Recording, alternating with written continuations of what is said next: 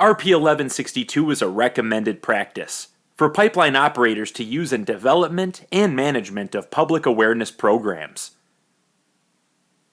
The recommended practice lays out a clear framework for developing a public awareness program. But each operator must develop a distinctive program customized for its pipeline infrastructure and targeting its local communities.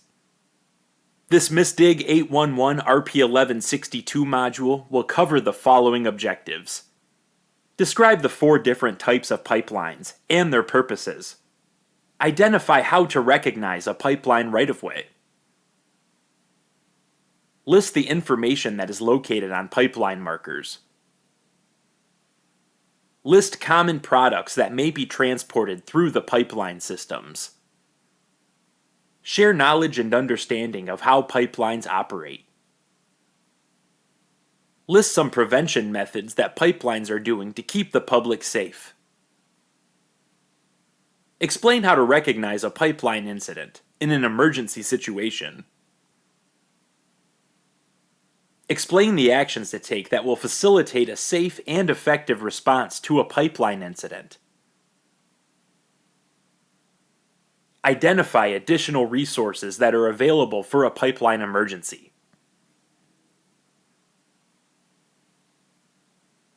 Pipeline and piping systems are the safest and second largest method of transportation for hazardous materials in the United States. All piping systems are based on the following principles. First, the material is inserted or injected into a pipe. Then secondly, the product is moved from this place of origin and sent to a pre-specified destination point. And then lastly, the product is removed from the pipeline and transferred to another mode of transportation, placed in a container for storage purposes, or it is used. When it comes to moving product, there are 4 different types of pipelines that get the job done. We will start with gathering lines. Gathering lines are small pipelines, usually 2 to 8 inches in diameter, that move crude oil mixtures from individual wellheads and production locations to oil processing facilities. Next are transmission lines. Transmission lines are cross-country pipelines, usually 20 to 42 inches in diameter. They are used to move natural gas from production and processing facilities to distribution companies and large volume customers. From there, the product is loaded onto rail cars, trucks, cargo tanks, and barges for delivery to the consumer. Refined petroleum product transmission lines can carry several different liquid products simultaneously. Then there are distribution lines. Distribution lines are used to move natural gas from the transmission system in storage facilities directly to the residential and industrial consumers. And last, there are trunk lines.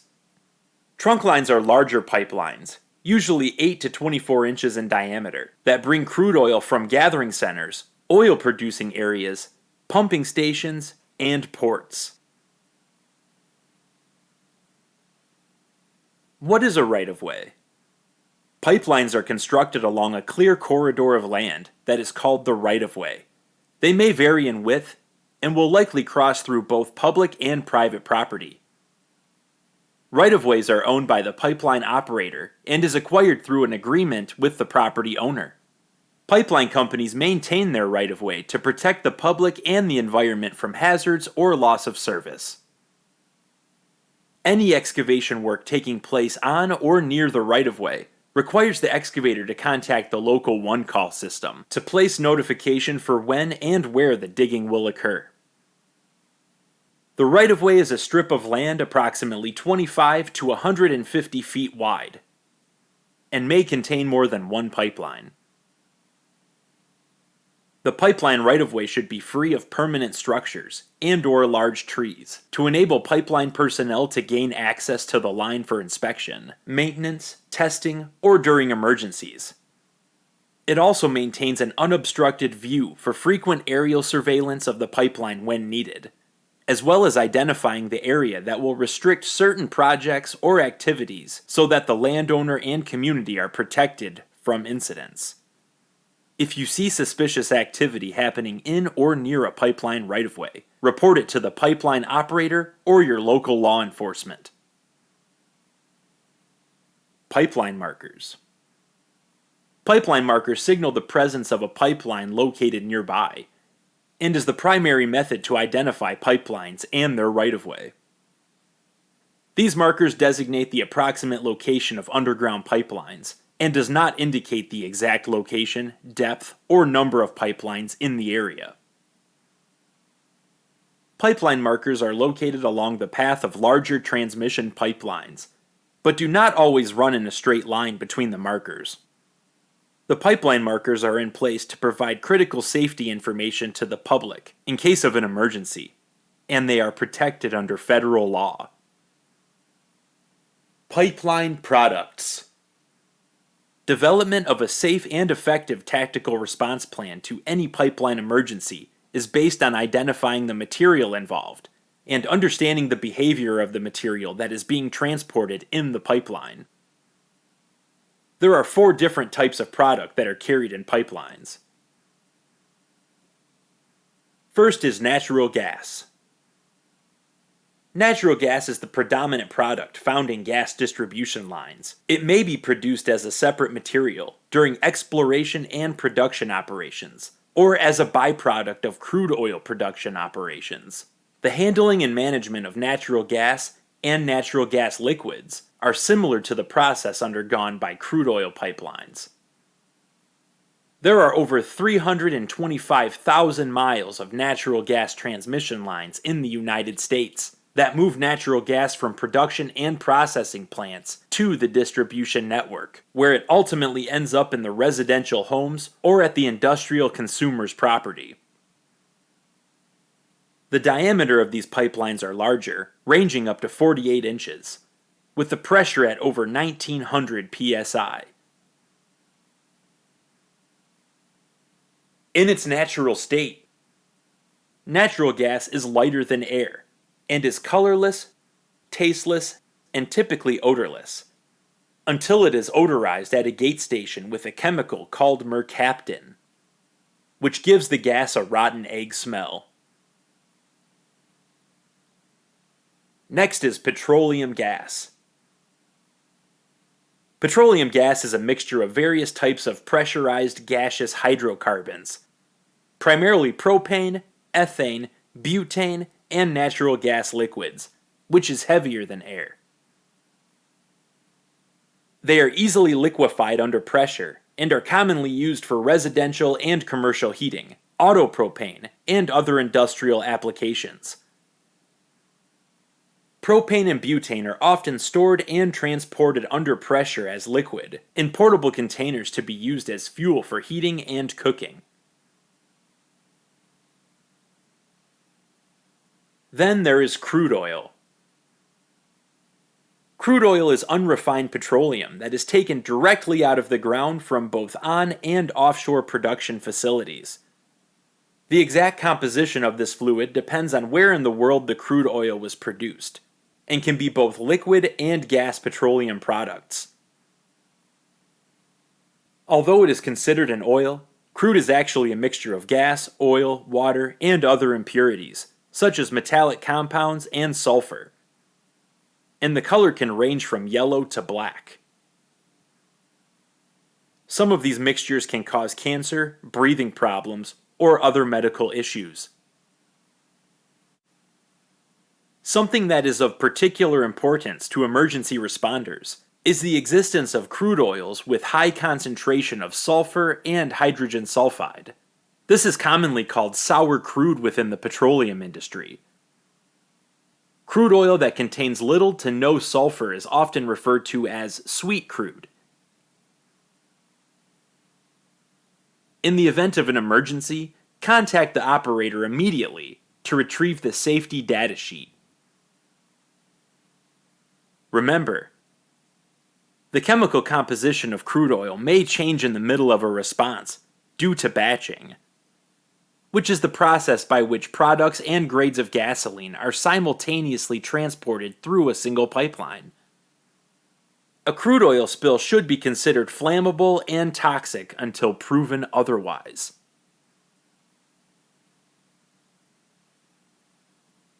Last are refined products. Flammable and combustible liquids are the most common products to be transported through liquid transmission lines. These lines vary in size from 6 to 42 inches.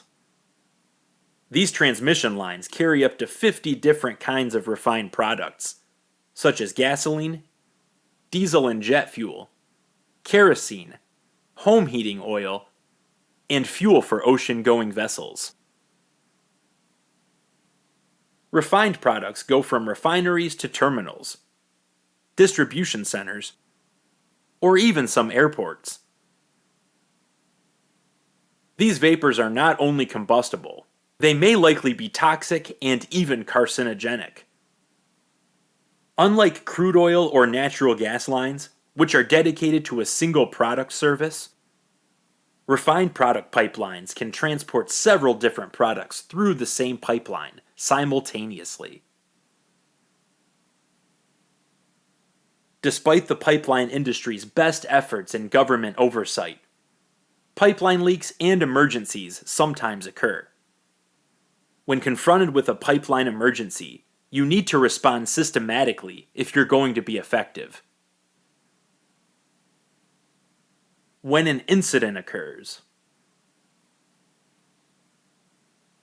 When an incident occurs, leaking products tend to migrate underground through asphalt, soil, field tile, and sewer pipe.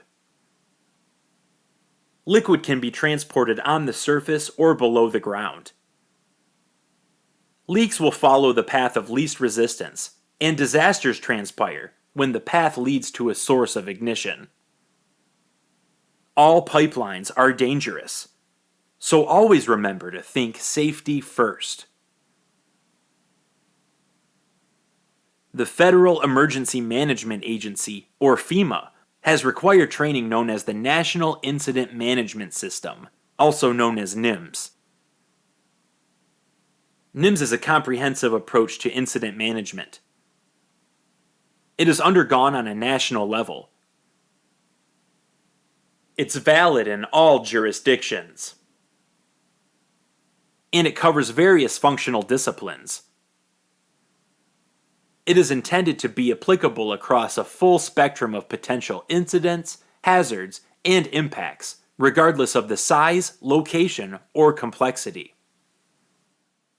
All information can be found on the NIMS website at fema.gov/national-incident-management-system.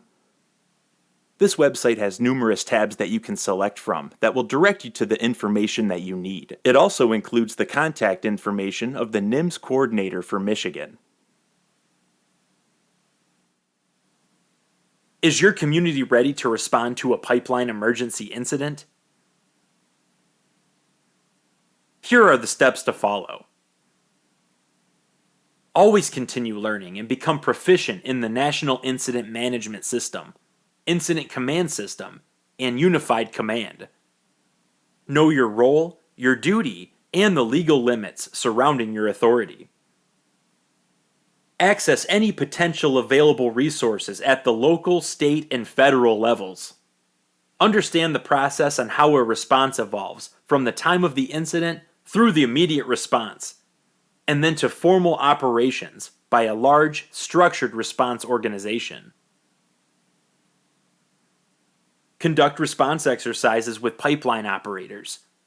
Remain involved, no matter your role, and learn other roles that contribute to the process.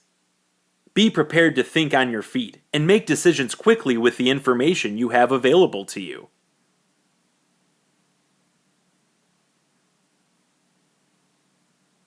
There are always ongoing incident prevention efforts transpiring. Control centers monitor pipelines 24 hours a day, 7 days a week, checking the pressure and flow inside of the pipeline. Odorants are added to give off a distinctive smell, to make the presence of a gas leak easier to detect. Corrosion inhibitors are also injected. Control centers participate in local one-call notification systems and promote 811. Making sure all pipelines are marked appropriately prior to any activities involving excavation. The interior of the pipelines are also inspected with the use of pigs, conventional methods, geometry, and inline inspection. Always ensure that a clear right-of-way around the pipeline is maintained. Provide training to pipeline employees so that they meet qualification standards, for it is the responsibility of pipeline control centers to train emergency responders.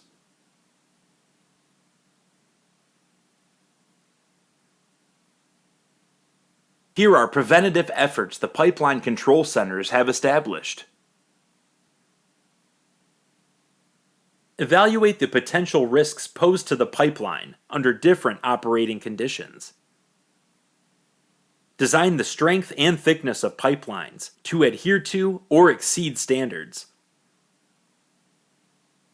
Bury new pipelines at or below minimum depths, depending on the type of pipeline and its location. Put a protective coating on the pipeline to prevent corrosion and damage to building and maintaining safe pipelines.